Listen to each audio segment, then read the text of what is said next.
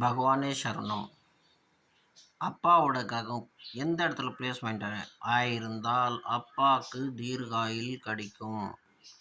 அப்பாவுக்கு காரகன் கிரகம் யாருன்னு பார்த்தீங்கன்னா சூரிய பகவான். இந்த சூரிய பகவான் நல்ல இடத்துல பிளேஸ்மெண்ட் ஆயிருந்தாருன்னா அப்பாவுக்கு தீர்காயுள் கொடுப்பாரு.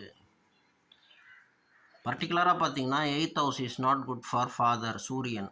இந்த இடத்துல இந்த கிரகம் பிளேஸ்மெண்ட் ஆயிருந்ததுன்னா இது நல்ல அமைப்பு கிடையாது. அதே 9வது கிரகம் கூட அப்பாவோட காரகன் கிரகம், லக்னத்துலேருந்து 9th பிளேஸ். இந்த மாதிரி கிரகங்கள் கூட கெட்டு போகக்கூடாது. கெட்டு போயிருந்தாங்கன்னா இது கூட ஃபாதருக்கு நிறைய ப்ராப்ளம்ஸ்லாம் கொடுக்கும். இந்த கிரகங்கள் சூரியன் அப்பா காரகன் 9வது இடம் அண்ட் இந்த கிரகங்கள்லாம் 8th பிளேஸில் பர்டிகுலராக பிளேஸ்மெண்ட் ஆகக்கூடாது. அந்த மாதிரி ஆச்சுன்னா ஜாதகன் ரொம்ப சஃபர் ஆவான் அவங்க அப்பா இல்லாமல். ஸோ இதை நம்ம மனசில் பார்த்துக்கணும், கேல்குலேஷன் பண்ணிக்கணும். இந்த மாதிரி அமைப்புள்ளவர்கள் ஜாதகம் பிளேஸ்மெண்ட் ஆயிருக்குன்னா இது நல்ல பொசிஷன் கிடையாது. பகவானே சரணம்.